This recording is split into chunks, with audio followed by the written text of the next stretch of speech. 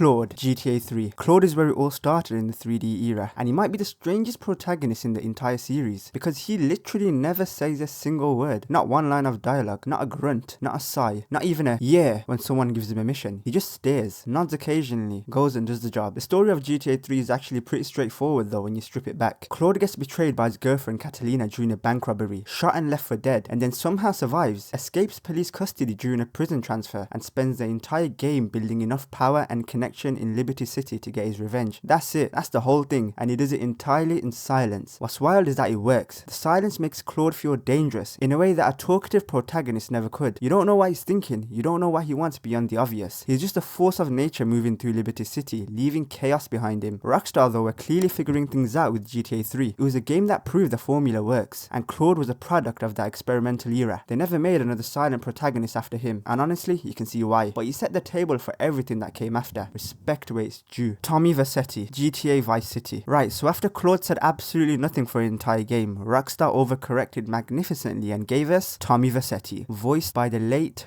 great Ray Liotta, and quite possibly the most charismatic human being ever put into a video game. Tommy, he's an ex-con. He did 15 years in prison after a job in Londendorf went wrong and left him as a sole survivor. His former boss, Sonny Forelli, sends him into Vice City in 1986 to oversee a drug deal. That drug dealer of course got ambushed, the money and the product disappear, and Tommy is left with nothing in a city he doesn't know, answering to a man back in Liberty City who blames him for the whole mess. What happens next is one of the greatest arcs in gaming history. Tommy doesn't go home, he doesn't apologize, instead he builds an empire. Hotels, film studios, private works, boat, yachts, car showrooms. He takes over Vice City piece by piece until he owns everything, and he does it while wearing a Hawaiian shirt and absolutely no remorse whatsoever. Ray Liotta's performance is a huge part of why Tommy works so well. He brings this effortless cool to every scene, menacing where he needs to be, funny when the script says for it, and genuinely compelling throughout. The line, "I'm Tommy Vercetti, you know who I am," still goes hard after 20 years later. Vice City is a GTA game people remember most fondly, and Tommy is a massive reason why. Carl Johnson, San Andreas, CJ, the people's champion, personally my champion too, the most iconic GTA protagonist ever made. Carl Johnson grew up in the Ganton neighborhood of Los Santos, left after his brother Brian died, and has been living in Liberty City ever since. Then his mother gets murdered, and he comes home for a funeral. The moment he lands back in San Andreas, corrupt cops Frank Tenpenny and Eddie Pulaski pulls him out of a cab, plants evidence on him, and makes it clear that his life is theirs to control now. From that moment, CJ has to rebuild everything. His relationship with his brother Sweet, his standing in the Grove Street family, and eventually his entire understanding of who's really pulling the strings in San Andreas. For me, what makes CJ special is how human he feels compared to protagonists that came before him. He's not like a blank slate like Claude, and he's not an untouchable gangster like Tommy. He's genuinely trying to do right by the people he loves, getting pulled in different directions by loyalty, ambition, and even circumstances. He can also get fat if you don't feed him properly, which honestly I think is one of the best game mechanics in history. We should talk about that more. San Andreas is the biggest, most ambitious GTA game Rockstar made before GTA 5, and CJ is the engine that makes it all work. Grove Street families forever. Niko Bellic, GTA 4. GTA 4 was Rockstar's attempt to make a serious game, not just a fun game, a genuinely serious, emotionally heavy, ambitious piece of work. And to do that, they needed a protagonist who can carry that weight. So they created Niko Bellic, and in doing so made the most complex character in the series by a significant distance. Niko is a Serbian war veteran. He fought in Yugoslav wars as a teenager, saw things no person should ever see, and came out of the other side carrying a specific piece of trauma, the memory of betrayal. 12 of his units were ambushed during the war, only 3 survived. Niko believes one of those 3 sold the rest of them out, and finding that man is the reason he eventually comes to Liberty City, following his cousin Roman's wildly exaggerated promises of a glamorous American life. But what he finds instead is gambling debts, a crumbling apartment, a city full of criminals who want to use him. The American dream GTA 4 shows you is a lie, and Niko knows it from the moment he arrives. He's not chasing wealth, he's chasing closure, and the game is brilliant at showing you those two things. Violence as a profession and peace as a goal are fundamentally incompatible. Niko is the GTA protagonist people cite when they want to argue that the video games can tell genuinely meaningful stories. They're right,